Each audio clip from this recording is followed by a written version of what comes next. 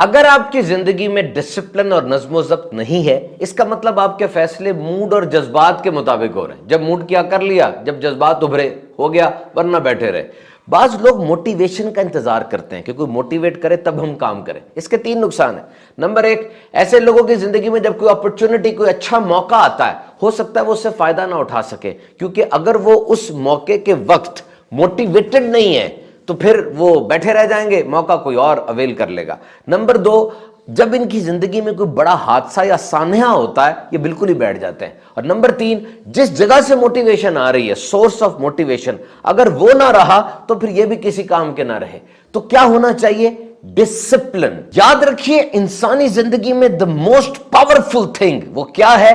دن کے کسی خاص حصے میں کوئی خاص کام آپ روزانہ کر رہے ہیں، آپ کا وقت، پیسہ، وسائل اس پہ لگ رہے ہیں، یہ عادت بن جاتی ہے اور یہ نظم و ضبط ہے۔ اب ایسے بندے کو بیرونی امداد یعنی موٹیویشن نہیں چاہیے۔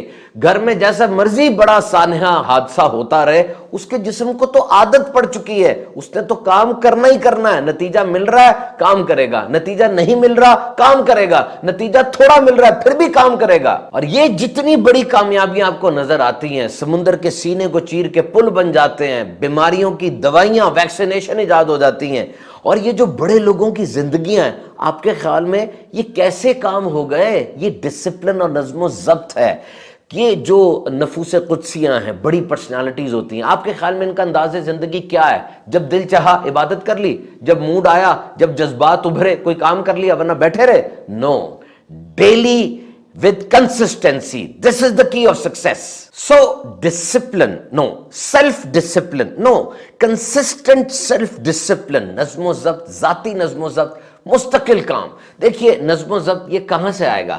یہ کوئی ٹیکہ تو نہیں ہے، کوئی گولی تو نہیں ہے، ٹیبلٹ کے صبح اٹھ کے آپ کھائیں گے تو آپ کی زندگی میں نظم و ضبط آ جائے گا۔ Just always willing to take a new step. بس ہار نہیں ماننی، لگے رہے، کیونکہ ڈسپلن اور نظم و ضبط میں فوری انعام نظر نہیں آتا۔ No immediate reward. And remember, all disciplines are inter related. یہ چھوٹی عادت بڑی عادت کوئی نہیں ہوتی۔ Every new discipline affects the rest. ایک کوئی چھوٹی عادت میں نظم و ضبط پیدا کر لیں، باقی سب کچھ سیٹ ہونا شروع ہو جاتا ہے۔ آپ واک کرنا شروع کر دیں، ہو سکتا ہے واک کی عادت جب شروع ہو، آپ سیب کھانا بھی روزانہ شروع کر دیں۔ سیب کھانے کے بعد وقت کی پابندی بھی آپ کی ذات میں آ جائے۔ روزانہ برش کر رہے ہیں آپ، روزانہ مسواک شریف کر رہے ہیں آپ، اور پھر اپنے کاموں کو لکھنے کی عادت بنا رہے ہیں آپ، تو ایک چیز کو سیٹ کر لیں، اس کا اثر پوری زندگی پر ہونا شروع ہوگا۔ اور آپ یہ جو پوچھتے ہیں کہ کانفیڈنس اور خود اعتمادی کیسے آئے گی، کوئی بڑا فارمولا نہیں ہے، کوئی بڑی کلاسز دینے کی ضرورت نہیں ہے۔ Just one thing, start discipline and stick to it. بس کسی کام میں نظم و ضبط بنا لیں اور اس میں قائم استقامت کے ساتھ رہیں، پہاڑ جیسا حوصلہ آپ کے اندر آ جائے گا۔